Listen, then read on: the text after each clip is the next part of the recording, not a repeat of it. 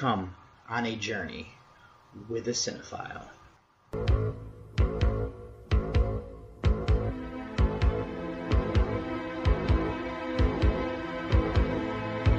Wake up, sucker. We're thieves and we're bad guys. That's exactly what we are.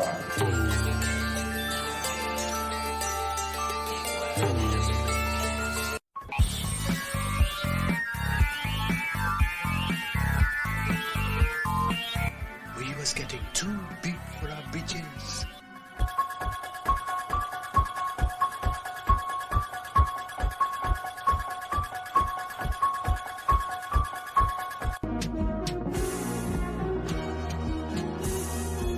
What an excellent day for an exorcism.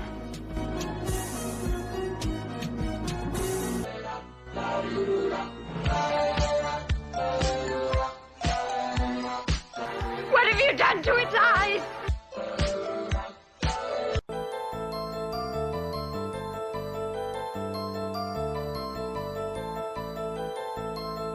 I said, I'm not gonna hurt you. I'm just gonna bash your brains in.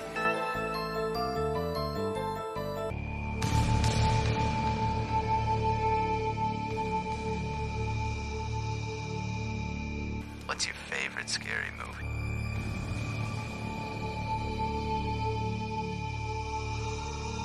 Pretty well, little brother. Pretty well.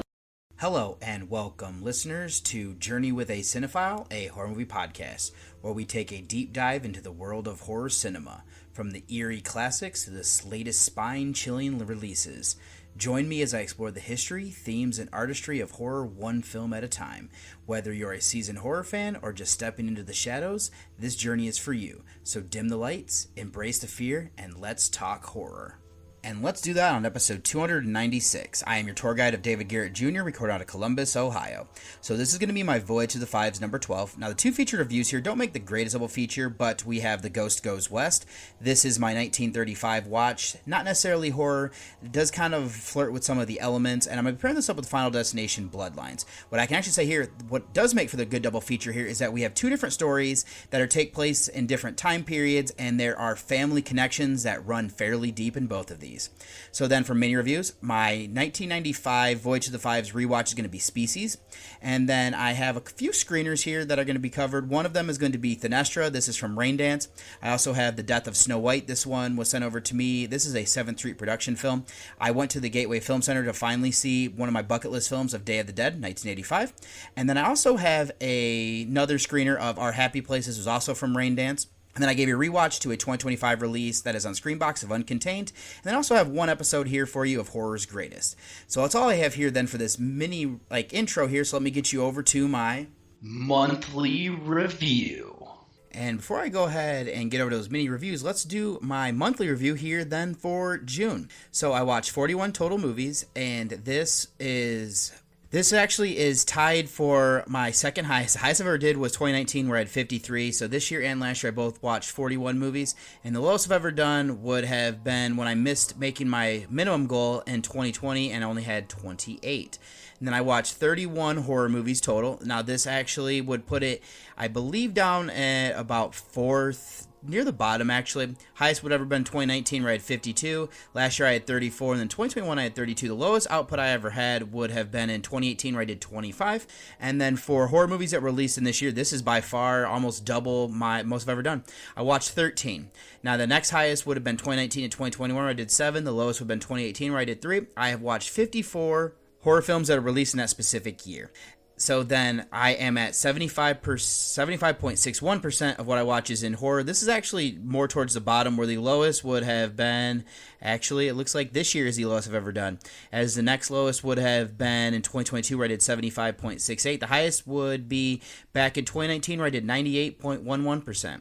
And so, and I'll actually go ahead and just give that as well, is the average of horror movies that I watch in the months of June are going to be 86.07%, so I was actually bringing that average down, unfortunately.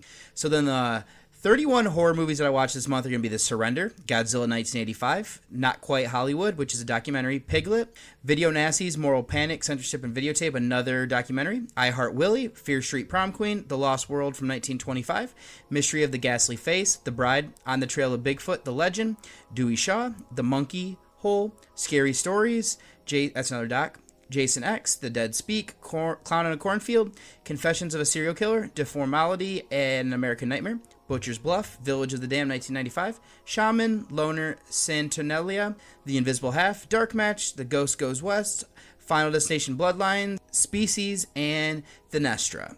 So in the countries represented here, I have United States, Canada, Japan, United Kingdom, Mexico, Bangladesh, Slovenia, Luxembourg, and Ecuador, which are 9 different countries. So then my 2025 watches, so those 13 are going to be The Surrender, Piglet, Fear Street, Prom Queen, Dewey Shaw, Hole, Clown in a Cornfield, Deformality, and American Nightmare, Shaman, Loner, Santonelia, The Invisible Half, Final Destination Bloodlines, and Thinestra. The oldest watch that I have is going to be The Lost World from 1925. The average year is 1999. So this actually puts it kind of in the upper echelon here, as 2018 and 2021 I had 2002 were the average year, and then so this one kind of falls right after that, and then the lowest I've ever done would have been 2019, 2023, 2024, we're all 1993. My average year across all of Junes are going to be a 1997, and so I'm bringing that up right now. Highest rated is going to be Dewey Shaw and The Invisible Half at 8s. The lowest rated are going to be Piglet and Jason X at 5.5s, and my average rating is going to be a 7.1. So this one's kind of on the lower end. The highest would have been 2018, where I was an 8.3. And then this one actually is tied for the lowest with 2020 at a 7.1. And my average rating across the months are going to be a 7.5. I don't have any other movies that are not also featured on this feed, so I will jump through there. And then let's go over to my yearly totals then. And actually, no, before I do that, let me do some more in-depth stats that I have. And everything I watched totals up to be 65.4 hours. I had 52 directors in June, 11 countries, and 6 languages. This is across everything. The top years are going to be 2025, I had 13 films, like I said. 2024, I had 4. 2010, I had 3. 1985, 3. 1935, 3. Now, the other kind of subgenres that I also kind of watched were going to be thriller, fantasy, mystery, romance, sci-fi, comedy, family, drama, animation. The next highest country after the United States is going to be United Kingdom, Canada, Mexico, Japan, and France. And then Spanish is the only other language that I watched multiple ones from. On my themes and nano-genres, the highest for themes would have been horror, the undead, monster classics, and gory, gruesome slasher horror at 8 films. And then nano-genres, the highest one is going to be because of stuff I watch with my daughter, as it's charming, magic, timeless, cute animation, magic, sweet prince, fairy tale, imagination, animation, colorful, wicked, fantasy, cruel, cute. The reoccurring actors just for this month are going to be Johnny Depp with 3, Manuel Noriega at 2 films, Michael Eklund at 2 films, Timothy Spall at 2 films, Sarah Canyon at 2 films, Verna Felton at 2 films, and Eleanor Audley at 2 films. And then there was, the directors would have been 2 of the Disney films that I just checked out. Now, the highest average is Failsafe at a 4.2. Lowest average is Prom Queen at a 1.7. Most popular will be Alice in Wonderland at a 3.2. Most obscure is Santonelia. The newest is Shaman, August 8th, 2025. Which, that must be its wide release date. And then the oldest is going to be The Lost World, which was February 2nd, 1925. Longest is going to be Dewey Shaw at 158 minutes. And then the shortest is Jama Hole at 71 minutes. So then, like I say, doing some of this yearly total stuff that I wanted to do here, it's end up going to be looking like this. I have 49 2025 watches, and that actually puts me 0.8 behind pace, so I'm well on my way there to doing 100. And then horror films, I'm at 183. I should be at 182.4, so I'm 0.6 ahead of the curve there to get to 365. Now, total films, I'm at 234. I should be at 250 to get to 500.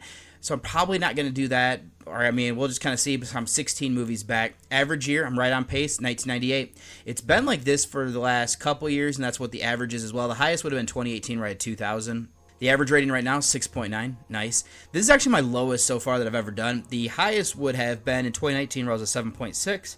The average across the board, though, is a 7.3. And then, like I said already, percentage of horror, I'm at 78.21% for the year. My average is 79.87%. So I'm actually down. This is not the lowest I've ever done. That would have been 2018 at 72.07%. But I am, still bringing that average down, but still just below that 80%. Now, my most seen actor let's go ahead and do this. is Johnny Depp at 13 films. Bela Lugosi is second with 8. Boris Karloff is third with 6 films. Tied for fourth are Helena Bonham Carter and Christopher Lee at 4 films. And then tied for 6 is going to be John Carradine, Lynn Acton McPherson, Libby Higgins, Justina Armstead, Madison Pullins, Jeffrey Rush, Timothy Spall, Haley Steinfeld, and Philip Filmer at 3 films. And then tied for 15th with 2 is going to be Deep Roy, Matthew J. McCarthy, Rupert Friend, Lester Matthews, Valerie Hobson, John Lithgow, Jeanette McDonald, Jack Quaid, Kevin Van Heintenrich, Beverly Bonner, Peter Lorre, Colin Clive, Henry Kolker, Francis Drake, Robert Englund, Lisa Wilcox, Nicholas Melly, Daniel Hassel, Joe Couric, Haley Lynn Rose, Tim Dorsey, Michael Carreno, Serena Nelson, Josina Bullock, Sigourney Weaver, and Darling. Flying Lotus, Bill Nighy, Naomi Harris, Arthur Holm, Michael O'Glen, Ba Ling, Wunman Moscow, Dwight Fry, Richard E. Grant, Orlando Bloom, Keira Knightley, David Schofield, John Malkovich, Ayo Abadiri, Lionel Atwill, Torben Meyer, Alfred Molina, Tony Todd, Elsa Lanchester, Michael Eklund, Sarah Cannon, Manuel Noriega, Kane Hodder, Michael Gove, Lily Taylor, Hiroshi Kozuma, and yeah, that's it for the actors. And then for scene directors here, Seth Breedlove running away with it right now at 7 films. He's first. Then tied for second is going to be Jeff Herberger and Tim Burton at 4. Then William Butler is fourth with 3 films. And then tied for fifth is going to be Thomas Edward Seymour, Zach Lipovsky, Frank Henenlotter, J.R. Bookwalter, Flying Lotus, and Gore Verbinski. So then for 2025 right now, since we are at the halfway point, I figure I'd go ahead and do this, is that I have watched 376.4 hours worth of movies. So for the nano-genre, or for the genres, it goes thriller, drama, comedy, fantasy, mystery, documentary, sci-fi, animation, adventure, all following horror. United Kingdom is coming in at the second most seen country, with Canada, Australia, New Zealand, Japan, France, Mexico, Italy, and Germany. And then Japanese, French, Spanish, Czech, Russian, Slovene, Swedish, and Vietnamese are coming in for the languages. Now, running away with the themes is Horror, the Undead, and Monster Classics at 58 films. And then, kind of because of those Disney movies, I have Cute Animation Magic, Creepy Madness Evil, Murder Horror Twist, Animation Adorable Animals, and Horror Scientist Mystery as the top nano genres. For the year, I'm not going to run through a lot of these, but Johnny Depp is at 13 films, Bela is at 8 films, Boris Karloff 6 films, like I was saying.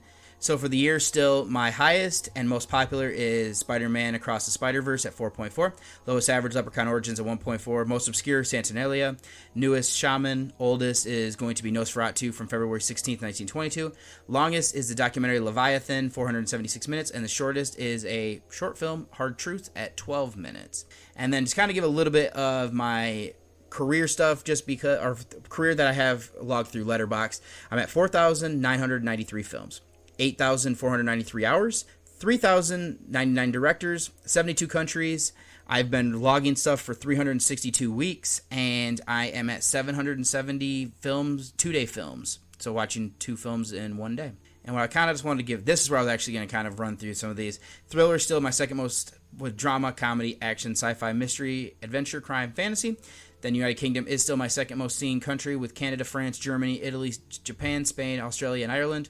And then for my most watched language is going to be Japanese, Italian, French, Spanish, no spoken language, German, Korean, Cantonese, and Norwegian. Now Horror, the Undead, Monster Classics, running away with this, almost double the movies. And then for my top nano genre is going to be eerie, victim horrific, and gruesome, terrifying, imaginative. And so this is where I was going to kind of scroll down here. My most seen director or actor is still Samuel L. Jackson, followed by Johnny Depp, Christopher Lee, Bela Lugosi, William Dafoe, Boris Karloff, Lin Shaye, Peter Cushing, Tony Todd, Clint Howard, Udo Kier, Danny Trejo, Morgan Freeman, Woody Harrelson. Kind of want to get, and Brad Dourif and Tiffany Shepis are up there as well. And then my most seen director still going to be Alfred Hitchcock, running away with it for 49 movies, and Dario Argento at 24. Seth Breedlove, though, sneaky one here, right behind Steven Spielberg, with, as I have Breedlove at 19 films. Wes Craven at 18, John Carpenter at 18, Tim Burton 16, Lucio Fulci 16 with Cronenberg, and then Brian De Palma at 15, Mauro Bava at 14, Yuri Sho Honda 14, Ridley Scott 14, M. Night Shyamalan 13, Ron Howard 13, Toby Hooper, Terrence Fisher, George A. Romero are all at 13 as well. Then we have Jesus Franco, Guillermo del Toro, Peter Jackson, Christopher Nolan, David Lynch, Sam Raimi, Quentin Tarantino at 11 films. Kind of just wanted to include that here. So I think that's all I'm going to run through here, especially since now this was just being a Halfway through the year, just kind of want to see how some of this stuff shaped out. I know this went a little bit long. I do apologize if you end up skipping this and you don't hear any of this. If you did hear it to the end, thank you. So what I'm going to go ahead and do, get you over then to a brief break before I get over to those mini reviews, and I hope you enjoy coming on this journey with me. Pod Nation TV has you beamed up with Out of This World award-winning podcast found exclusively on Pod Nation TV. Download Pod Nation TV for Roku and Fire TV. Pod Nation TV, Out of This World. And I have a great offer here that I wanted to go ahead and extend to all you listeners out there for oldglory.com. This is a place where you can get over 300,000 items for music, sports, entertainment, and pop culture fans, featuring officially licensed merch from iconic bands and top sports teams. Discover your perfect fan gear and save with my exclusive discount. And that is going to be Cinephile 1.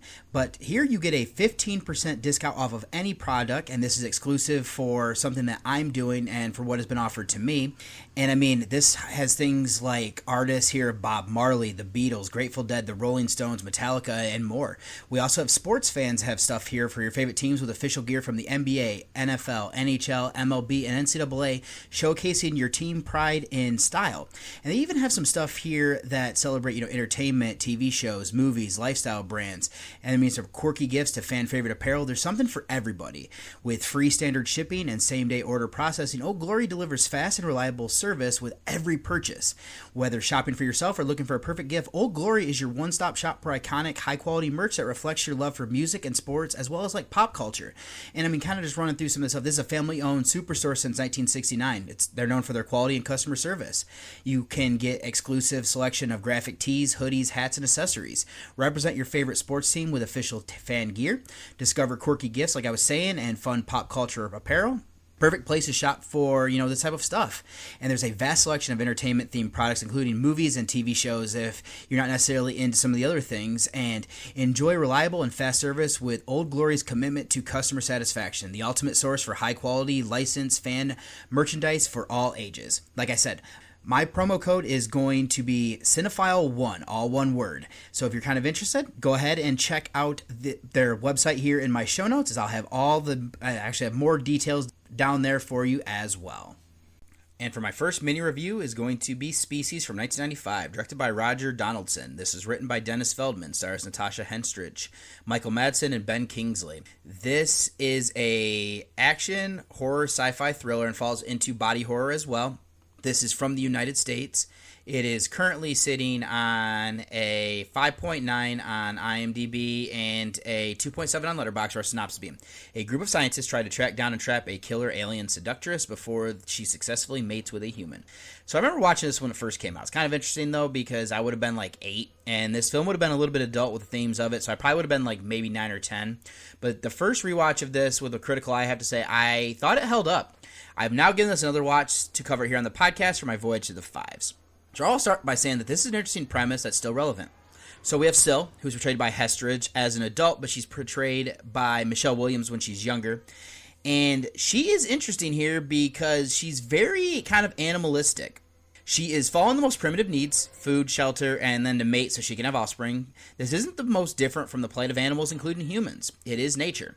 This is a look at the first of its species, and it's very childlike in searching out what they, those basic needs. Let's develop this idea more. What I picked up on in the most recent watches is that this is great at presenting little things that if you don't pay attention to, but still uses them later, and I mean, it's good writing. She's trying to do this to fit in, to mimic things. There are things in the world that might not be noticed either, like commercials. Examples would be like seeing people get romantic in a movie, hearing about changing your appearance by dyeing your hair, or seeing a car blow up. There is one that Dan, who's portrayed by Forrest Whitaker, picks up on, and it isn't until late with his abilities.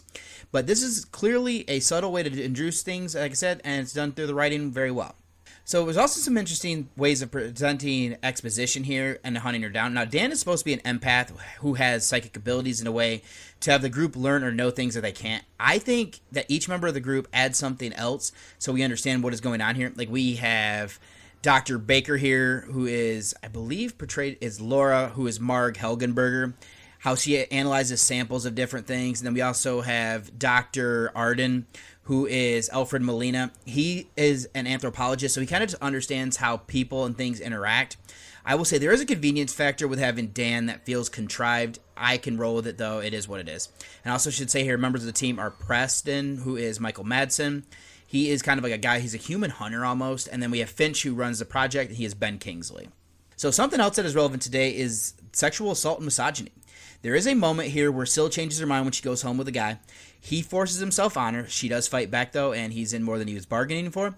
There's something else on the other side of this as well, that she forces herself on another guy. It brings up the concept of female raping male. She is much stronger than him, and it doesn't look as negative because it's a woman on male. But the outcome of what happens is still in that scene ramps it up farther than it could be, and we're getting more of a dangerous version of the femme fatale going along with this idea. There are bigger overarching ideas here of the dangers of genetic engineering and playing God. They mess with elements that they don't fully understand. I don't blame Syl for fighting back, as she didn't ask to be born. It's the same thing as you'd expect anyone else to do. There are elements then of the factor of the unknown, or the fear of the unknown. Our scientists are making educated guesses. There are evolutionary ideas here, since Syl is also the first. I'll end this section out by saying that the ethics come into play as well. It isn't too dissimilar to clone things. So Syl is an alien, but she also has the right to live. It puts humanity in danger, so it's a never-ending cycle of figuring out what to do. So we also have an impressive star-studded cast here that delivers strong performances. Kingsley is a great jerk. His embarrassment over the project's failure does humanize him. Madsen's cockiness suits his character. He convincingly loses purpose when the mission appears to be over. Molina, less rugged than Preston, still maintains confidence. Whitaker's social awkwardness is fitting, stemming from his abilities. Helgenberger excels as a beautiful scientist. Henstridge is gorgeous. Her inquisitive portrayal perfectly utilizes her inexperienced look because of being an actress. Like, this is her first film. I think she was a model before this. She also has a handful of nude scenes if you're looking for that. A young Williams is interesting to see her showcasing her growth into a great actor. The rest of the cast effectively rounds us out as well. Let's then finish out with the filmmaking. Something that does have issues would be the effects. I think the look of the monster is great. It was done by H.R. Geiger, who was also the man who created the look of the alien in Aliens, like the xenomorph. There's an effect here where we see a train that looks eerily similar to that, and it makes for a nightmarish sequence. The practical effects look great. The only time I have issues is the CGI. It doesn't hold up as well. Cinematography and framing do help to hide the seams at times. What I like is that there would be what we would know what Syl would look like, and the group doesn't. That adds tension. Other than that, the soundtrack design fit for what was needed. In conclusion, this film holds up. We are blending elements of sci-fi horror with an erotic thriller, and it seamlessly meshes well. I love presenting the ethics and dangers of playing God backfiring. Then we have a group trying to figure out this dangerous creation before it is too late. We have a great cast that works. This is made well with the practical look of the alien leading the way. The cinematography and framing help to hide the seams. It's just the CGI doesn't hold up as well. Even though this runs over 100 minutes, it doesn't feel like it. This is better than any business that should have be. But if I'm honest, I'd recommend this one, and like I said, it's an interesting movie. So my rating here for Species is going to be a 7.5 out of 10 after this most recent watch. And for my next mini review here is going back to the Raindance Film Festival, and you probably hear my son in the background as I'm doing this review, as he wanted to chime in as well. And it's going to be Thinestra. This is from 2025, directed by Nathan Hertz, written by Avra Fox Lerner, and I believe that Hertz also kind of helped with the screenplay. This stars Michelle Macedo, and Gavin Steinhaus. This is a horror film that is from the United States. This is currently not rated on IMDb. They still have it in post-production over there. And over on Letterboxd, I'd say about a 3 to a 4-star movie on that. And then the synopsis: a young woman takes a new weight loss pill, and the fat she sheds returns in the form of a bloodthirsty doppelganger. So this is one that I learned about due to coming to the Raindance Film Festival, as I said. It made its world premiere there, which was interesting. The title intrigued me, but it makes sense as we get into the movie. Other than that, I decided to come into this one blind. So I'm going to start is that I kind of just glanced at other people's reviews of this, and it's going to get a lot of comparisons to The Substance, which I do think is a slightly unfair comparison. I will say is that they're dealing with similar themes. We're both looking at unreal expectations of women, where that one is dealing more with like aging. Both still kind of bring up needing the perfect body and, weight, but they're both using a miracle drug with dangerous side effects. So now that it's set up, let me delve into our lead character here of Penny, who is portrayed by Michelle Macedo. And what's funny is that when watching the opening credits, I saw there were two people with the same last name. It didn't click until about the end of the second act. What I will say is that I truly don't buy into what this film is trying to do, because I don't think that Michelle is as big as they're trying to get us to. They're not like they're trying to buy into that. And that's not necessarily the point, though, either. There's something that I've gotten into a debate with my wife about, where Penny isn't comfortable in her body. She's trying to make changes and struggling. When she's given this pill, she's willing to try since there are so many other things that she's done in the past that's failed. So let's go ahead and dive into this pill, which is the title of the movie, Thinestra. So there's some gross body horror stuff as she is leaking fat. It made me gag, so I give credit to them to make it look real like it does. It just seems so greasy, and to make it even worse, I know how that smells as I've had a deposit on the back of my neck that I used to have to drain a few times. Every time she does a dose, she loses about 10 plus pounds. She's excited for the results, but she's also losing control. Then there's Penelope, who is her sister, this one is being portrayed by Melissa. Now, Penelope is rude, giving her extra confidence that she didn't necessarily have. It goes farther than that when she becomes like a feral monster with an uncontrollable hunger. She hurts those that she loves in the process. Let's then shift over to the acting performances. Since it's a character study of Penelope, let's start with the Macedos. They're both great in bringing life to their characters. This isn't meant to body shame them in any way, but their body size isn't overly noticeable on the screen. They both look great. I'm glad that there was a more confident version that wears more revealing clothing, so that at least differentiates them better. I do like that Michelle plays timidly, where Melissa's more aggressive. Then we also have here that I wanted to give credit to would be Brian Husky and Shannon Dang. They're both good as two people that she works with, as Husky plays Niels, who is the photographer, and then Shannon Dang plays Chella, which is the makeup artist. Then we also have here Gavin Steinhaus, who is Josh. This is the neighbor to Penny, who he has a crush on her. I like how he's such like a nice guy in his role. Then we also have Norma Maldonado, who is the mother to Penny. Everything is good in setting up and pushing our lead character to where she ends up. I also left that to be filmmaking. I've already said that I like taking these effects, so let's finish that. The practical effects are great. Not only is the fat gross looking, but the blood that we got also looked good. I also look at what they do with Penelope as she goes feral. The ears are great, and the eyes are great and just look kind of monstrous. There's also, I'll give credit here to Macedo for how she plays that role.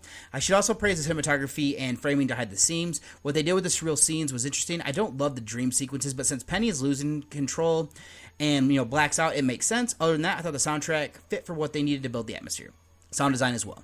In conclusion, this offers a compelling and at times grotesque exploration of body image and societal pressures. While comparisons to the substance are inevitable due to the shared themes, Thinestra carves out its own niche with a unique take on the dangerous weight loss drug and its horrifying consequences. The practical effects, particularly the leaking fat and the monstrous transformation of Penelope, are visceral and effective. Michelle and Melissa Macedo deliver strong performances, embodying the multifaceted struggle of Penny and Penelope. With the nuanced portrayals, the supporting cast, cinematography, and sound design further enhance the film's atmosphere and narrative impact. Despite minor quibbles about the initial portrayal of Penny's body size, the film ultimately succeeds in a thought-provoking character study, leaving a lasting impression with an unsettling blend of body horror and psychological drama. If that sounds interesting, I would recommend giving this a watch. So my rating for Thinestra is going to be a 7.5 out of 10. And then up next, I have The Death of Snow White. This is from 2025. This is directed by Jason Brooks, who co-wrote this with Naomi Michem Miller. And then this stars Sane Lautis, Chelsea Edmondson, and Tristan Noakes. This is a B-horror, dark fantasy, action horror film that is from the United States. This is currently sitting on a 6.4 on IMDb and a not enough ratings on Letterboxd for an average, but I'd say about a 3 to a 3.5 star over there. And the synopsis: pursued by her stepmother for eternal beauty, Snow White flees into a terrifying forest and aligns with bloodthirsty dwarves, cold-blooded assassins with a knack for brutal killings. Her spirit is tested in this grim fairy tale. So this was a film that I got the chance to see thanks to Shirley from Entertainment Squad and the Horror Collective. My history is that with most of these most people growing up, actually most children that is, I knew the fairy tale. I have a bit of a weird history because I missed the Disney adaptations until recently. It is wild that I've seen the original a few times in the last month due to my daughter, so the story was fresher in my mind. I was curious about a darker horror version that could pull those elements from the original Grimm's fairy tale. This also doubles as a 2025 independent horror release for my end of year list. So where I'm going to start then would be that I've seen a handful of films here in 2025 from 7th Street Productions. They might not be as high of quality as the major studios or even the major independents, but that's not to say that they don't do some good stuff. They are just working with smaller budgets. Now, Brooks, who appears in this as Gunnar, who is the head huntsman, was also the co-writer and director. He's a name that I'm familiar with, as I haven't seen a lot of his films, but to end out these thoughts here, the production company is good at seeing what is popular and then doing their own variations on it, capitalizing here on Disney's live-action remake of the same fairy tale. So let's then dive into what this does well. The original Grimm's fairy tales are dark. They translate into being familiar stories, and the source tends to have horrific aspects. What is fun here is that we have the Grimm's brothers as characters who are friends with the prince in this one, and that is Wilhelm, who's portrayed by Milo Meekham Miller, and Jacob by Christopher Burnside, and then the prince in this one is actually portrayed by Noakes, and Snow White by Lautis. So what's funny is that they get the Wilhelm and Jacob get splattered by blood a couple times, and Jacob is taking notes to write the story that while they're in danger. That's a good touch. Now, there's also an added element here that makes our evil queen evil. She's portrayed by Edmondson in this one. They incorporate elements of Elizabeth Bathory. She bathes in the blood of local peasant girls. She takes the teeth of one and does other things like this. This makes for some good visuals. These scenes were mostly done practically as well, and it's just an easy way to make your villain worse, and I dug it. It also doesn't hurt that Edmondson does so well at portraying arrogance, and that's needed for this role. Let's then discuss the dwarves in this one. I love the fact that they've hired little people for the roles. They also didn't discriminate. We have Allie Chapman here, who is Arsta. Now, she was actually the court physician before the Evil Queen took over, and she's joined by Pollen, portrayed by Risa Mai, who is Asian. We have Dozier, who is Jeremy Hallam, who appears in the opening sequence. I love that he's like this good fighter, and he is like an assassin. We also have Sonny, portrayed by Dylan Moore, Bo by Colin Miller, and Grimwald, portrayed by Michael D. Santo II. Now, Santo cracked me up with his dry humor and just the different things that he says. There's also Tiny, portrayed by Eric Pope, who isn't a dwarf, but he's seen as one. And what's funny here is that Snow White points this out, and they all jump on her, and that made me laugh. They're not adhering to the whimsical names describing the demeanor or traits, but that doesn't bother me. All the actors were good here. I think that we should then discuss the rest of the acting performances. Lautis works as our titular character. I do like that she's naive to things around her. What is good, though, is that things happen in the shadows. She has good chemistry with Noakes. She's good as well as this, or he's good as well as this prince who will do whatever he can to save Snow White. I like how their story arc plays out and doesn't pull any punches.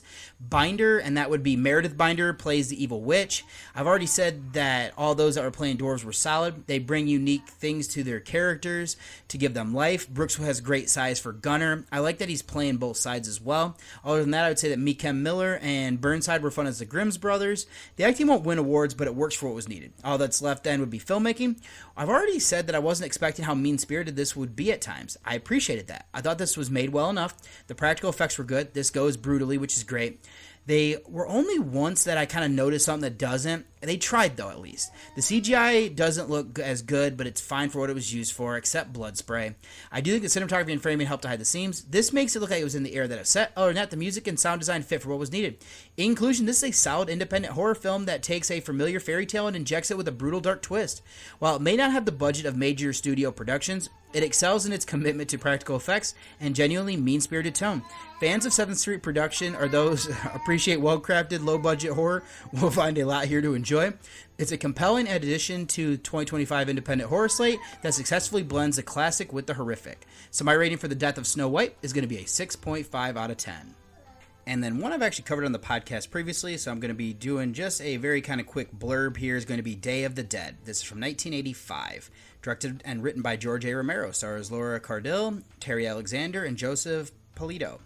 This is a horror thriller film, but some of the more in-depth things are going to be a B-horror, body horror, supernatural horror, and zombie horror, of course. This is from the United States, currently sitting on a 7.1 on IMDb and a 3.8 on Letterboxd. Synopsis being, as the world is overrun by zombies, a group of scientists and military personnel sheltering in an underground bunker in Florida must decide on how they will deal with the undead horde.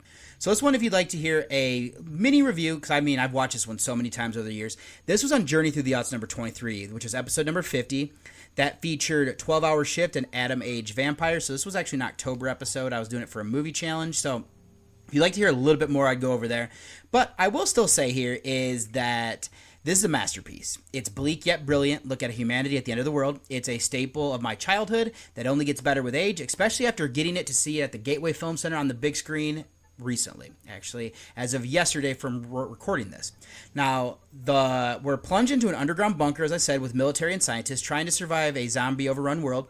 We have our lead character of Sarah, portrayed by Cardo, leading the charge for survival, but the new military leader here of Rhodes, portrayed by Polito, creates more problems than solutions. Now, we have like power corrupts even post-apocalypse, which happens more than likely than in most of these type of things. It excels at social commentary. There's no power or no proper chain of command. The soldiers who hold all the power just due to their training and weaponry quickly become dangerous and unchecked force. It's a chilling reminder that bad leadership can unravel everything, even when facing the undead. Nihilism versus purpose is another thing I want to kind of go to. This presents a fascinating philosophical question through the characters like John, who is Flyboy in this one, if you will. He is portrayed by Terry Alexander, who questions the point of persevering in a world that no longer, makes sense and is clearly broken. Yet even in the darkest times, finding a purpose, no matter how small, can make all the difference. We also have practical effects here that are perfection. Tom Savini is a highlight, showcasing distinct zombie designs, masterclass in practical gore. The cinematography and John Harrison's score perfectly build atmosphere and tension, making it a true horror gem. So this is bleak but brilliant. While undeniably it is gory as well, this stands as a personal favorite of mine. It is my number one horror film of all time. It used to be Dawn of the Dead. I would still prefer to watch that one sometimes just because it is a little bit more fun. There's a little bit more whimsicalness. But this is still up there now because I like the more bleak. It's more of a human survival and the breakdown of society than just zombies, offering a profound and timely watch, especially because the last time I saw it was during the pandemic. So my rating here, if you couldn't tell by how much I am giving this praise, I give Day of the Dead a 10 out of 10. Then I also knocked out another screener here of Our Happy Place from 2024, getting its wide release here this year in 2025, I believe from everything that I was reading. So this is written and directed by Paul Bickle, who also is a co-star here with Raya Miles and Tracy Toms. This is a horror film that is from the United States. It is currently sitting on a 9.3 on IMDb and not enough ratings on Letterboxd, but I would say about a 3 to a 3.5 star movie over there. With our synopsis being, Raya, a lonely woman caring for her bedridden husband, is haunted by terrifying nightmares. She wakes up each morning in the forest, falling deeper into freshly dug graves beneath her. As supernatural forces torment and the line between dream and reality collapse, she unearths a horrifying secret buried in the woods and herself. So this is the one that I was alerted to originally by Kier from Strike Media. I confirmed that I was interested in the screener, and then he alerted me back saying that I needed to get accredited by the Raindance Film Festival, so that sparked me to try, and of course, I got that. And so this did play at a festival back in 2024. It seems it's getting its wide release here in 2025. Wanted to check this out for my end-of-year list, so it's also made its international premiere at Raindance. So then where I'm going to start is that this film jumps right into it. It's a little bit disorienting, but I think that's by design. Reflecting back, it works to its advantage as well. It isn't until things start to come together that it makes sense. The first piece of evidence I noticed was that this necklace that Raya has on, should also say, if you couldn't tell, she's portrayed by Miles. But there's an image that she sees that makes her start to question things. This was something that I wanted to bring up if you decide to watch this, as it's not overly an issue, but some people might be put off by it. So now that I have that set up, let's delve deeper what we're getting here. This is a character study of Raya. She is the one that is isolated by herself, not literally since Paul is there and he's portrayed by Bickle. Now, with his current state though, he can't talk or truly interact with her. This starts by setting up that since they're in a quarantine, she can't just have people over or just kind of go out. She could bring somebody home, or she could bring something home, and with his current condition, it could kill him. That forced isolation could wear on anyone. If the person you are caring for is the love of your life, there is more to it though. Well, I was saying, if you're caring for the love of your life, you might not be, but some people might still. So the deeper that she gets into figuring out why she's waking up in the woods and why there are ghosts in the place that she is living, I get the idea that there is guilt setting in. She might even have known more than she realized, and she was intentionally ignoring it. I'll end this by saying that this is a solid performance by Miles. She carries most of the movie. I think then I'll shift slightly over to finishing out with the acting performances. Bickle was interesting here in his present. He's in the present of the movie, he's bedridden. I don't recall if they ever tell us why, but he does well at looking like somebody who is an invalid now. Now, in the flashbacks, we see that he's a nice guy with a good personality.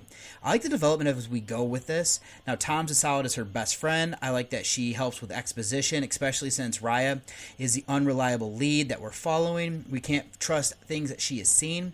I'd say that the rest of the cast was solid around the top for what was needed. And then let's jump into filmmaking aspects. I thought that the cinematography and framing were good. The first thing that jumps out to me was being able to capture where this is set.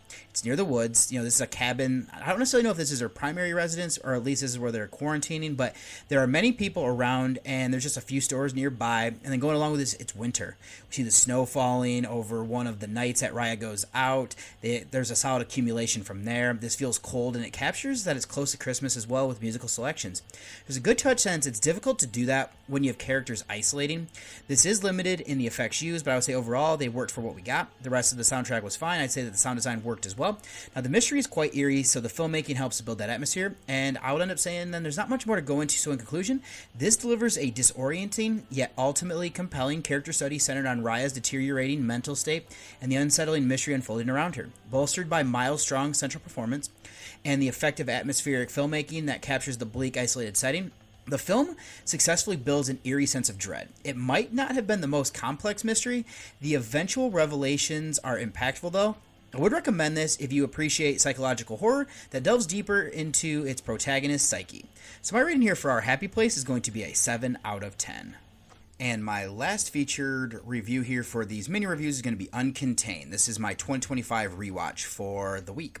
So this is written and directed by Morley Nelson, who also stars in this with Peter O'Meara, and they're actually giving it to somebody else here, but I'm going to scroll down here, and we'll just go ahead and say that Nicole Nelson is the other one. I would also give credit here to Jack and Brooke Nelson as well. I'll get into that this is actually all the family to Morley. So this is a fantasy horror thriller film from the United States. It is currently sitting on a 4.5 on IMDb, and I would say about a 2 to a 3-star movie over on Letterboxd or Snopsbeam. A mysterious drifter struggles to protect an abandoned boy and his little sister from an infection that turns people into a feral-like state. So kind of interesting that this came out earlier in the year ahead of something like 28 years later. Not there's no correlation there or anything like that. Just kind of funny how things like this kind of play out. So I got a chance, like I said, I originally saw this as a screener, so I got to do a rewatch here. This is a 2025 horror gem in my opinion, and so this is on Screambox if you're also kind of interested. It solidified its place for me after my second watch, to kind of give a little bit of spoiler here. But we're plunged into an isolated, snowy, wooded area, and right away we meet our main character of Dan, who is portrayed by Morley, and he's a mysterious drifter who's also our director, as I said. Now, nearby is a secluded house where a young Jack and Brooke are trying to survive. So it isn't necessarily a zombie flick. It's more in the line, like I was saying, with 28 Days Later with its own unique lore. So fun fact, like I said, Morley not only directed and wrote this, he also stars. The two kids in this film are his actual children, and we also have his real-life wife of Nicole, also appears later as the mother to these children. So a true family project, and honestly, they do a solid job, especially Morley and Nicole. So we also have Donnie and Melanie. These are two characters who show up and kind of disrupt the lives. Now, Jack and Brooke are outside playing, and that is when Donnie, who's portrayed by Brett Zimmerman, and his wife of Melanie, portrayed by Courtney Blythe Turk, they seem like they're trying to help these children, but their intentions might be a little bit murky. Then when Dan arrives, the real tension begins as they face infected individuals and other human threats, like Brett Carson, who's portrayed by O'Meara. So this has impressed me with its genre shifts and things they incorporate in. This starts as a horror film, moving into drama as Dan connects with the kids, and then a touch of tragedy and finally some action. For a smaller budget, they nail the isolated apocalyptic atmosphere. The cinematography is sharp, the practical effects are effective, especially in the climax, and the sound design builds that dread perfectly.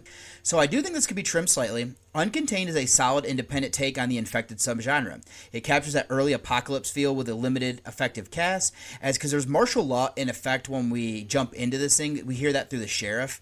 And being led by, the Nelson family, if you're a fan of these types of films, I would definitely check this one out. And like I said, solidified its rating for me as a 7 out of 10. And then before I kind of end this out, I do have another episode of Horror's Greatest, and that is going to be episode number 4, and it's going to be horror comedies. So this one is, these make us laugh at things that we might recoil from real life horror. They come from, in many flavors, slapstick like Evil Dead 2, high camp, Megan, subversive family entertainment like Gremlins, and stone cold classics like Shaun of the Dead. So this isn't my favorite subgenre. If you know me, you've listened to a lot of my reviews, you know that already. I will say, when it's done correctly, though, it works. Because I do love some of the ones that were even used in the thing. Evil Dead 2, personal favorite. Gremlins, great. Shaun of the Dead, I really enjoyed that one as well. But, those are ones that when you kind of are able to balance these things, it really is a combo that can work. So we also have a great group of people here, especially ones who have dabbled in the combo. We have Jonah Ray, who I think he did Destroy All Neighbors or something along those lines, that movie from last year. Alex Winter, he was in Freaks, but of course, Bill and Ted. And then you have Michael Daughtry. Trick or Treat has elements of comedy along with Krampus. Tom Holland, who wrote one of the best ones that's kind of a little bit comedic in Fright Night. And then you also have Ted Geoghegan, and he also kind of blends comedy in. I don't remember him actually doing an out-and-out comedy, but, there's that. So their insight to show how difficult this balancing both sides of the scale can be, since it tends to be, you have to be closer to 50-50 for it to truly work. Then going along with this, you have some experts here like Tracy Salisbury, Howard S. Berger, Nathaniel Thompson, Michael Gringold, Tananarive. Their wealth of knowledge helps to frame things so well that when it came out, and make sure you kind of understand its place in history. I also think this one does well in presenting an array of films from the past and present to show the history, and I even like breaking it down into these little subcategories on top of that, and show that how it can work in the past and how it kind of works now. I also love seeing their lists that are interspersed is great, because it makes me kind of realize what ones I've seen, what ones I haven't seen. Because another one that you can kind of even throw in here a little bit with some of the comedy, it was from last one too, is House, aka Houseu. So my rating though for this episode is once again going to be an 8 out of 10. And that's all I have here then for mini reviews. I'll go ahead and get you over to the trailer of my first featured review.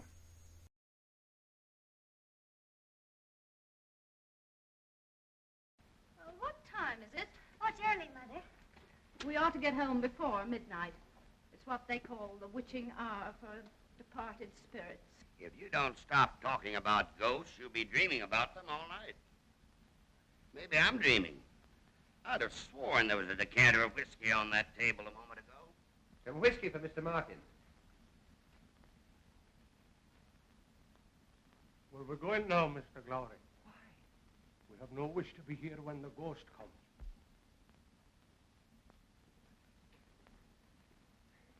My butler tells me there's a bad storm coming up.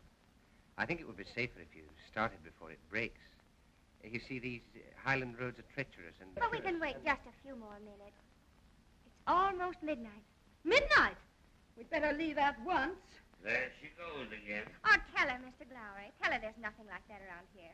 Unfortunately. Oh, yes. Fergus, have you ever seen a ghost in Glowry Castle?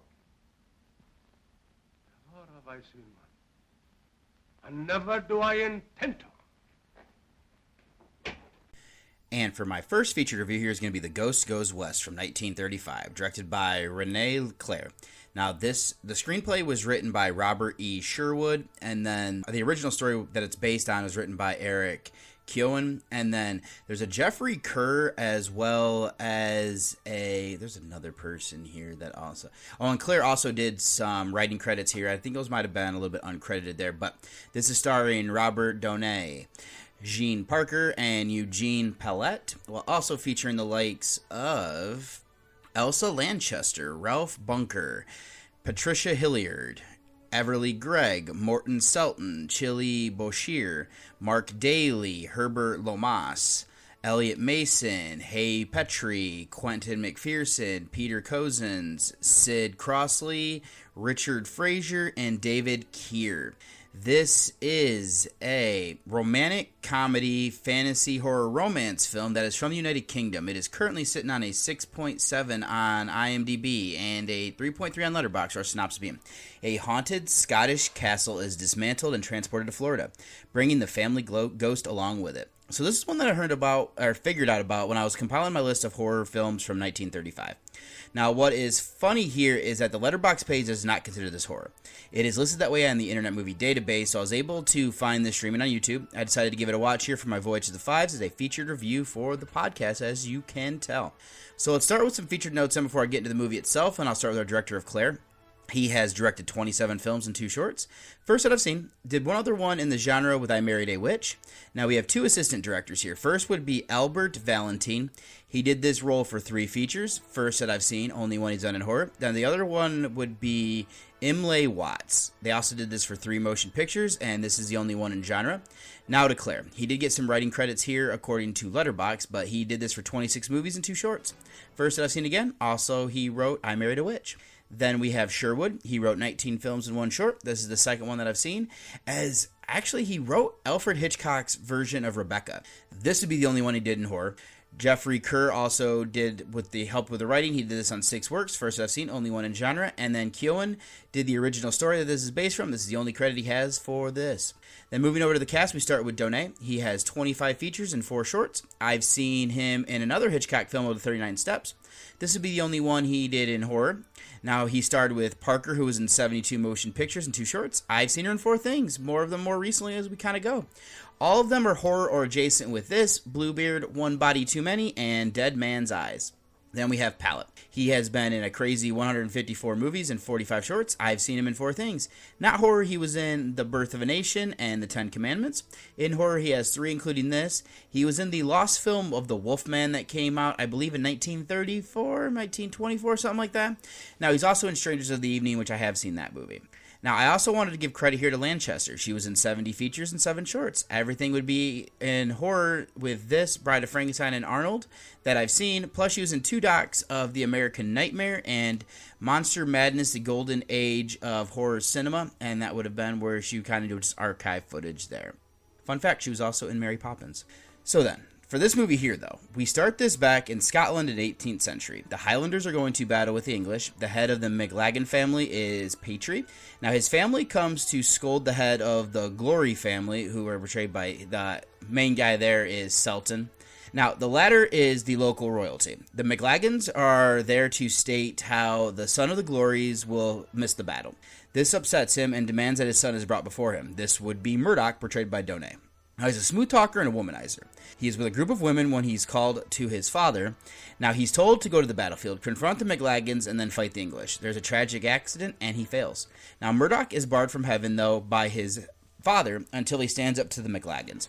He is cursed to haunt the castle. In this modern day, there is Donald, portrayed by Donay, who is now the owner of the estate. They're deep in debt. They're trying to sell the castle to help recoup their losses. This is when Peggy Martin, portrayed by Parker, enters. She is interested in buying the castle. This becomes a tightrope to keep her interested, as well as her family, helping influence a decision, but they don't want the ghost that haunts the halls to scare her away. Now, her father would be the one who's going to be paying the money, so he is invited to dinner along with his wife. So things go well. Joe Martin, portrayed by Pallet, comes with his wife Gladys, portrayed by Greg. They are joined by Peggy. They ask questions about the place. He is inquiring about the pricing and like the history and everything. Now, Gladys talks about the supernatural. She said something along the lines of that she had a stroke, and since then she has had her body's been open up to the paranormal, and so she thinks that she can talk and see ghosts. So the clock strikes midnight, and they don't see Murdoch, who is doomed to walk the halls each night. So after the guests leave, the maid reveals that she turned the clocks ahead an hour, hoping that this would affect the sale, or hoping that the ghost wouldn't appear or anything like that and ruin everything. So, she has a hand in things here. Peggy does come back that night, though, and decides to stay. Now, she has an encounter with Murdoch while she's on the roof. As you can go up there and walk around and everything because there's like battle turrets and stuff like that. But now she believes that Donald is messing with her. The ghost asks her a riddle, stating that if she cannot answer it, she owes him a kiss. The next morning she kisses Donald, but is annoyed when he won't give her the answer. So Joe comes back, agreeing to buy the castle. The price is within the range. Donald gets upset, though, when he is learning what the plan is. They're going to take this castle apart brick by brick and then reassemble it in Florida. Donald has fallen in love with Peggy, though, so he backs down from fighting with Joe about, buying the place and moving it.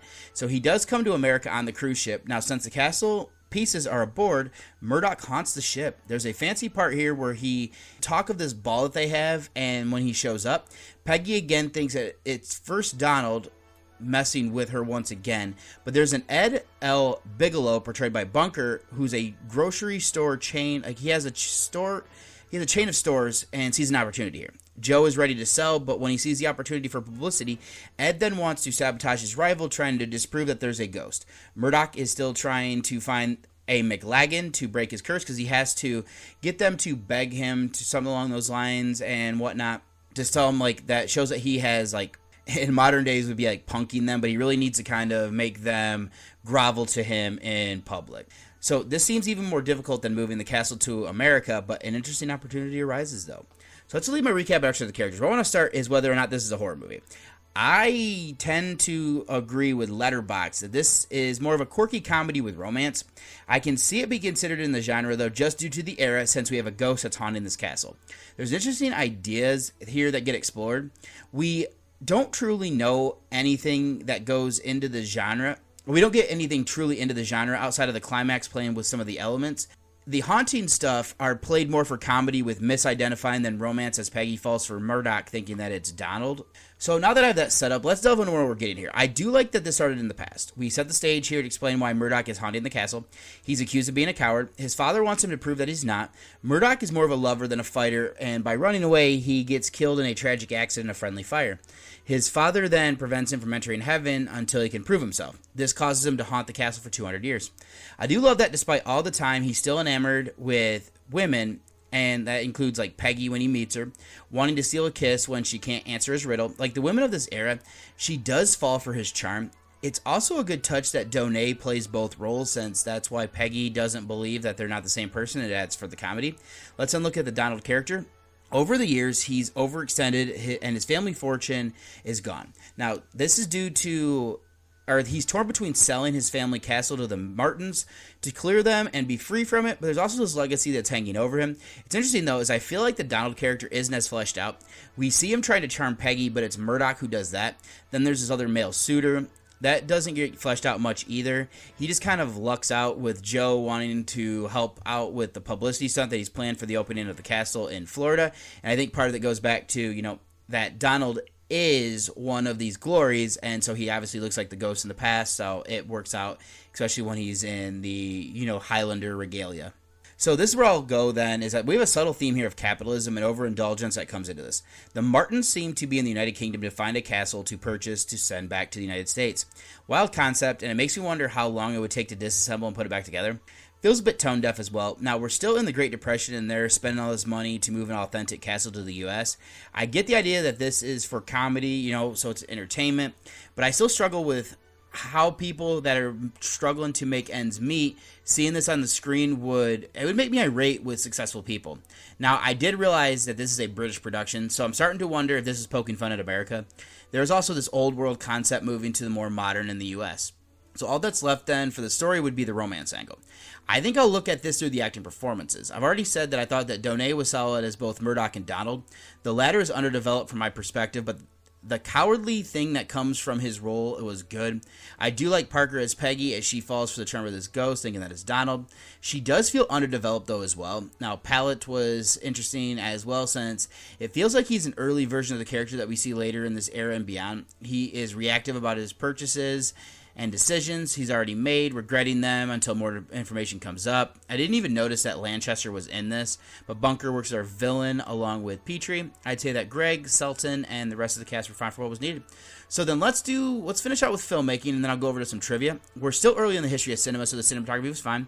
It is static, but I do come to expect that. I did like the exterior of the castle. I'm not sure if this was a miniature. I do know that we have a cruise ship, and there's a city that we see from afar There's charm there. Inside the castle is a good setting, especially seeing it in Scotland and the updated take when it's in Florida. We are limited in what they do with the effects, but they're in camera. I enjoyed that. Other than that, the soundtrack fit for what was needed. So then the trivia is that this is the highest grossing film of 1936 in Great Britain. Now, this one is interesting, is that Alexander Korda signed a 3-year deal picture with French director Claire, but quickly offended him by living up to his own reputation of interfering with the director and undermining his authority. On this occasion, Korda reshot some scenes of the transatlantic crossing, which he was unhappy with, and then changed the order of some of the other ones. The disillusioned Claire nearly took his name off the film, but decided to accept credit, which worked to his advantage, as he was congratulated on the quality of the film, which was a great success both critically and at the box office. That's kind of weird. Claire's first English film was screened during a gala which was attended by Queen Mary. This one looked like it was syndicated on television back in the 40s, and this one has a 100% rating based on 8 critic reviews on Rotten Tomatoes. So in conclusion, this film is more of an early romantic comedy. It would be considered in the horror genre only due to the time period it was made. This doesn't mean it's a bad film, though. I enjoyed my time here. It was an intriguing element of family honor and maybe even throwing shade at the excesses of capitalism. I'd say this is made well enough with the miniature work and the in-camera effects bringing charm. The acting of Donate is solid with taking on 2 roles. Parker, Pallet, and Bunker round out with better performances. If you're interested in comedies from this time period, I'd recommend this one. I'd avoid it, though, unless you're doing a deeper dive of the era of like filmmaking. Like I said, not one I can necessarily to recommend to horror fans, because I think most people would kind of agree that I don't necessarily think it falls into the genre. But then for me, though, The Ghost Goes West, I still had fun here, and I gave it a 6.5 out of 10. Not going to do a spoiler section, don't necessarily need to do anything there, so let me go ahead and get you over to the trailer of my second featured review.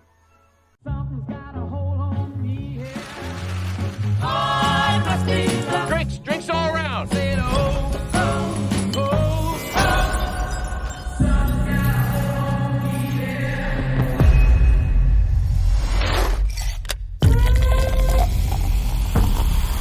Family, you don't get to pick the one you get. Just gotta love the one you got. I always knew this day would come. I got it. I don't think you got it. I held him off for years. Charlie, get up here. He's a relentless son of a bitch. Won't stop till he finishes the job.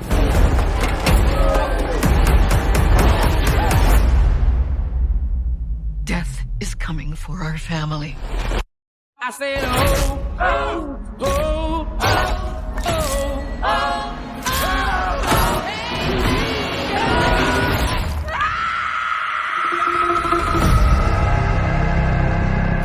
Grandma, what's happening to us? Years ago, I had a premonition that started it all. I saw what death was about to do.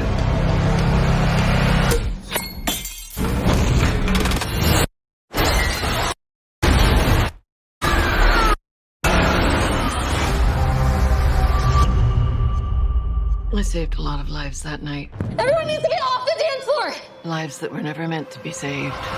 But death doesn't like it when you mess with his plans. This book, it will show you everything you need to know to keep our family safe. It all started with Grandma. Death is coming for us because we were never supposed to exist. Watch out! Only by embracing death will it pass you by. Maybe Death's not actually coming for our family. Because that would be crazy. Good luck.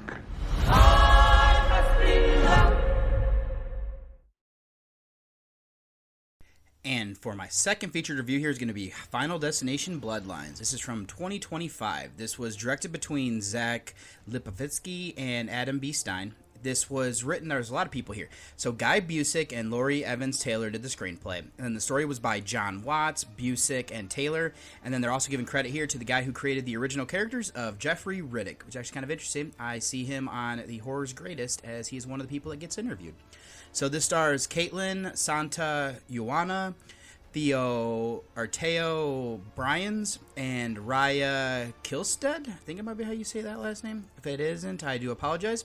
This also features Richard Harmon, Owen Patrick Joyner, Anna Lore, Alex Zahara, April Tellick, Tenpo Lee, Tony Todd, Breck Basinger, Gabrielle Rose, Max Lloyd Jones, Brianna Llewellyn, Natasha Burnett, Jaden Owana, Mark Brandon, and Yvette Ferguson. Now, this is a splatter supernatural horror thriller film that is a co-production between the United States and Canada. This is currently sitting on a 6.9 on IMDb. Nice. And a 3.3 on Letterboxd with a synopsis being: plagued by violent reoccurring nightmare, college student Stephanie heads home to track down the one person who might be able to break the cycle and save her family from grisly demise that inevitably waits us all. So that character of Stephanie is portrayed by Ioana. So this is a film that I badly wanted to see in theater, but my schedules didn't align. I did catch this when it hit VOD. Now, since this is one of the more popular, it was the most popular 2025 horror film that I hadn't seen, that I had access to, I decided to make this a featured review, as you can tell. Outside of knowing that this was one of Tony Todd's final performances, and I've seen all the movies in this franchise ahead of this, I came in to know little else other than that, just kind of what we normally get in movies like this. So let's start with then giving our featured notes here, and that will start with our directing duo. And first is going to be Lipinski, or however you say that. Now, he came up earlier this year for me as I watched Leprechaun Origins. He's done 6 films and 1 short. I've seen 2 for 33%, has 4 in genre. I've seen 2 for 50% now. The only 2 that I haven't seen as of yet are Dead Rising Watchtower and Tasmanian Devils. Then he is working here with Stein. They've worked together on a movie called Freaks, which I think is horror adjacent. Now, other than that, this is the first of their works I've seen, only other one in genre. Now, we have 3 assistant directors, and the first is going to be Morgan Beggs. They've worked on 9 features. Everything that I've seen and they've done has been, well, everything that I've seen of theirs has been in horror. It would include this, The Exorcism of Emily Rose, and The Resurrected. Then we have Carl Mason. He's done this on 2 films, first I've seen, and in genre. Amy Scott is the last, and this is her feature film debut in this role. And we also have some additional directing credits here by Gary Hawes. It looks like he's worked with this directing duo before, as he's done this and the Dead Rising film that I brought up earlier. Then to our writers of the screenplay. Busick has popped up a few times with the newer Scream films. He has 7 credits. I've seen everything out with Ready or Not, Scream 5 and 6, Abigail, and this, and that's also 5 Cream. Now, he's slated for Scream 7 and the Ready or Not sequel, which are the only 2 I haven't seen yet in genre. Then Taylor is next with 3 movies. First that I've seen, she has 3 in genre with this, Bed Rest, and Cellar Door. Then the original writer is Jeffrey Riddick, who has credit from each of the films in the series, aside from the first one, because he actually wrote that first film. Then they're going to also give story credit here to Busick, who has 3 motion pictures here. First that I've seen, he's getting credit for Scream 7 as the only other one in horror. Then the first credit here for this role for Taylor, same for Watts. Finally to our cast, we'll start with Ioana. She has been in 4 features and 1 short, first that I've seen. Has 1 other one in genre with The Friendship Game. Now, Brian's is next with 6 movies and 2 shorts. First I've seen, he's supposed to be in the upcoming Five Nights at Freddy's 2 movie, though. And then Kilstead is the next one up. She's been in 25 films and 1 short. I've seen her in Deep Impact. Has 3 in genre with this, The Atticus Institute, and She Creature. And I also wanted to pay homage here to the late, great Tony Todd. He has been in 155 movies and 5 shorts. I've seen 31 of them. Not in horror, I've seen Platoon, Transformers, Revenge of the Fallen, and a handful of documentaries. 24 of his works have been in horror. I've seen the Final Destination films, Candyman, Night of the Living Dead, Wishmaster, and the Hatchet series. Just to kind of give an idea here. He is my 12th most seen actor of all time, which is impressive. And there's a lot more movies that I haven't seen of his, so that'll continue to grow, hopefully. Alright then, let's jump in this movie here. We start in the 1960s. I actually think it might be 1969. Nice. And I believe what they do here is handled well, because it almost feels like it isn't, that it could also be in the present. So what we're getting here, though, is we are following Iris and Paul. And Iris is portrayed by Basinger and Paul by Lloyd Jones. Now, he has a surprise for her. There's a new restaurant that is at the top of the Space Needle-like building in their town. Iris feels underdressed showing up. It is arriving here as she starts to notice odd things. They finished ahead of schedule to build this place. It's overbooked, and they don't have room for everybody. The guy who set up the reservation isn't working there anymore. This night ends in tragedy, or does it? Iris has a premonition that sets the events of this film in motion. Now that we see this opening, it's actually a reoccurring nightmare that Stephanie is having, as the synopsis says. She doesn't know who the people are that she sees, so she goes home to visit her father to kind of figure it out. Now, he is Marty, portrayed by Lee, and then her brother of Charlie, portrayed by Bryans. Now, she wants to know if they still have the box of items that belong to their mother. Now, she left them, and it's a touchy subject. Her dad states that those items are gone, and that this leads her then to taking her brother Charlie to their uncle's house, and he is Uncle Howard, who is portrayed by Zahara, and he's married to Brenda, portrayed by Telek, so she's Aunt Brenda. Then they have 3 kids: Eric, portrayed by Harmon, Bobby by Joyner, and Julia by Lore. Now, Stephanie asks Uncle Howard about his mother, Iris. He locks up, not wanting to talk about her. Aunt Brenda reveals information and where it could be hidden. This leads Stephanie to learning about this nightmare that she is having, as it starts a new one as death finally gets to Iris, setting a motion of events into play that puts her and her family at risk. They're not the only ones either. So let's leave my recap and introduction of the characters. Where I want to start is that I thought this was a fun installment to the series. There are things I wanted a bit more of to help fully cultivate this backstory. That's not to say that I didn't roll with the story concept and kind of see these wild deaths that they would utilize. I'll end this opening by saying that as a whole, this is a fun romp. Now, where I'll end up going is at the start here is that the hallmark of the series is usually the opening premonition. I love what they did here. These needle buildings were the rage, with some still in use today. Obviously, the most famous one being in Seattle. I ate at a restaurant in Toronto is another one that's an example. There is something terrifying about how you can't just easily escape. Now, as systems fail and people get trapped, that's even more terrifying. They utilize the space well where the brutal deaths are there, what they're doing with it and how they kind of correlate to the building itself. But this is up there with one of my favorite openings in the series, I'll be honest there. Let's then shift over to the story. The subtitle of Bloodlines is an interesting one. We're getting an event that happened in the past. The nightmare of it is now haunting Stephanie, and it turns out that her grandmother was Iris. What I love here is that death is tormenting her in order to get to the other deaths rolling, and because it has some things that need to be cleared up. That's a cool concept to play with. Now, since the events date back to the 1960s, this is the earliest one to date from my memory. Now, there was something that I wish they would have developed just a bit more. Final Destination 5 was a prequel of sorts. I wish that this one would have shown a certain event that's happening because of what Iris did. We get nods to Final Destination 2 with certain things that kind of keep reoccurring. And I believe there's even one to the Final Destination with an Easter egg at one of the deaths. It kind of looked like the poster, but just a bit more. I think this one would have jumped higher for me if it would have tied up some of these story threads just a little bit more. Without them, it doesn't ruin it. I did want to preface that, and I almost feel like if they're going to keep making these movies, they wanted to have a little bit more room to play with, so it is what it is.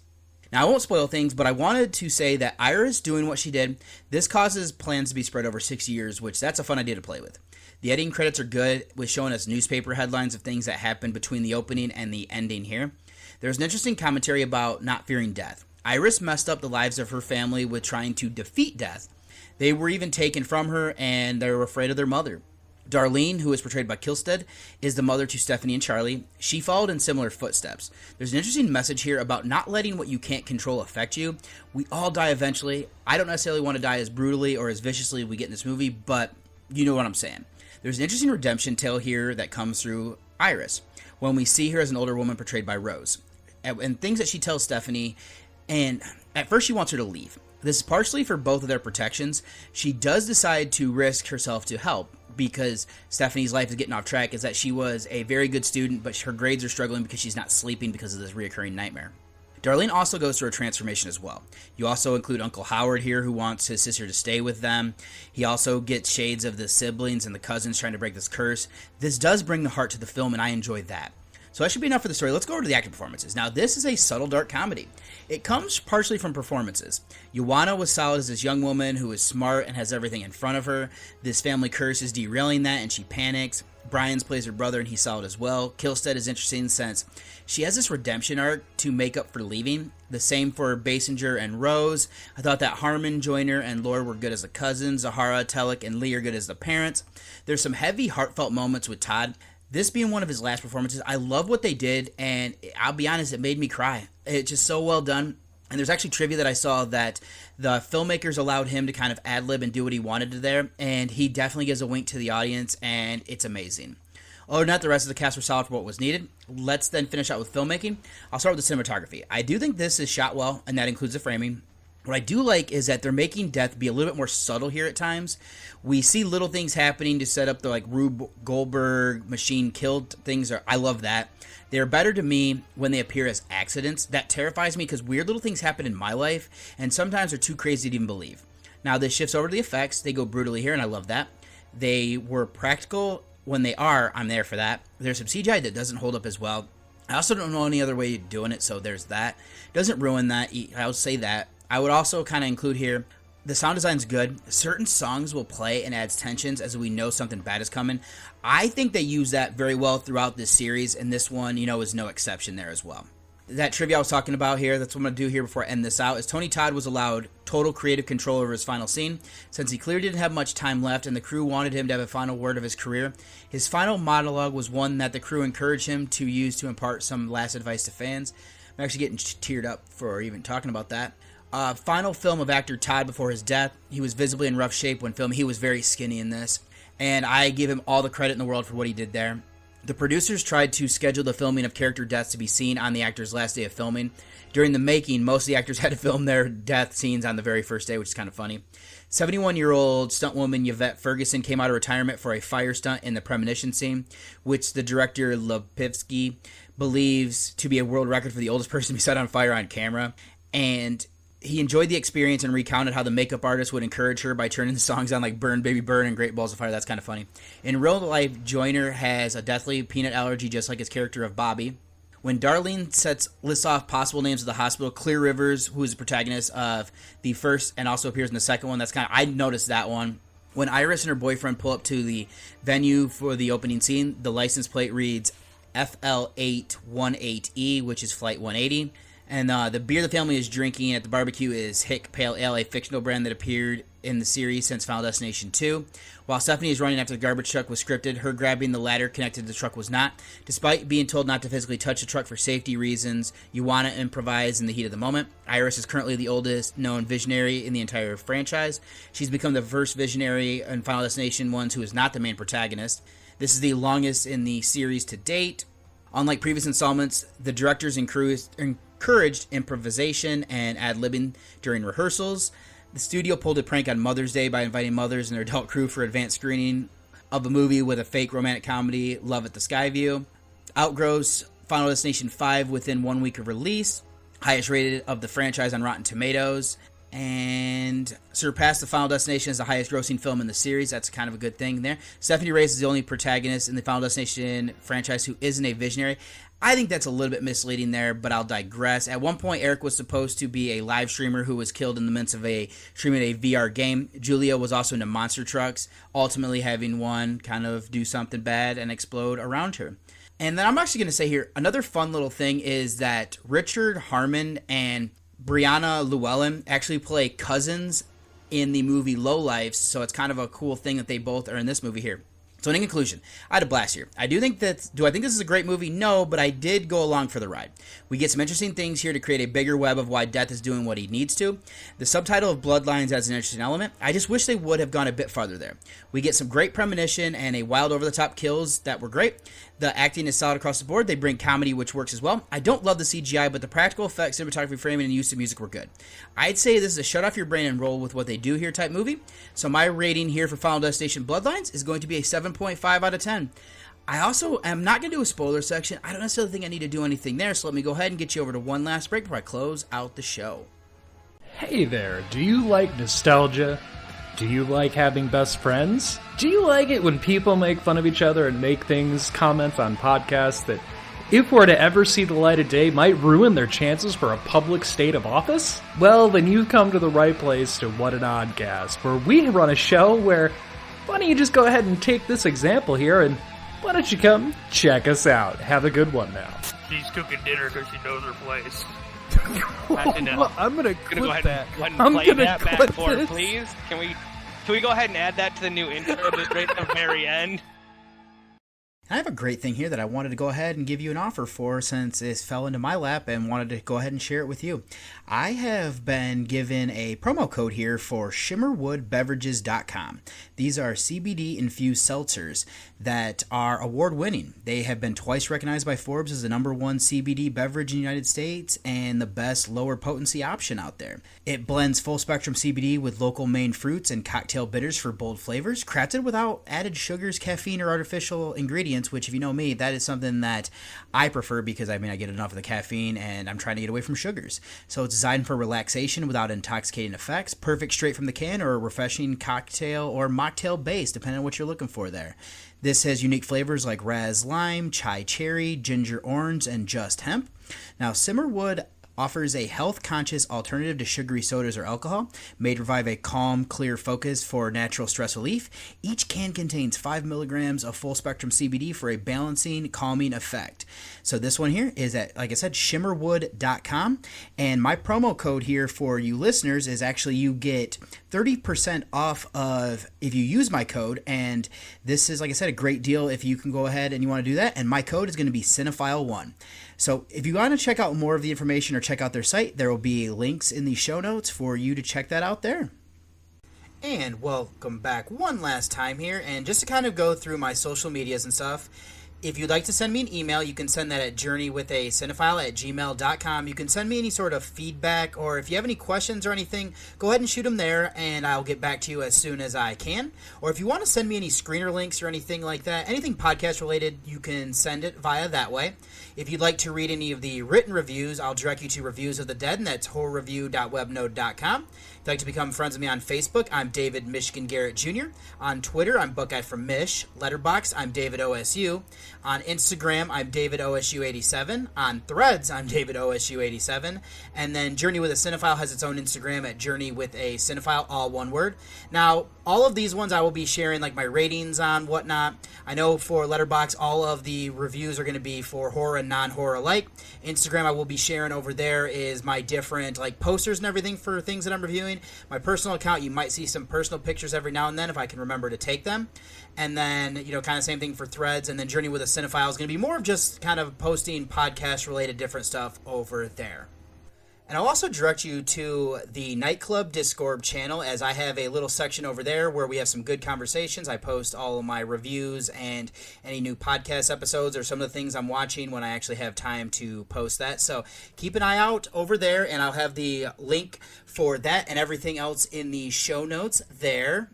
And then I'm also going to direct you, a way that you can actually listen to the show is going to be through the Pod Nation TV. This is a streaming service and everything like that. There will be a link in the blog posts for all of my episodes, so if you'd like to listen to it that way, it's kind of a cool little thing. You can definitely do that through like Roku TV, and there's some other apps for it as well, just as another way for you to consume this podcast if you decide to.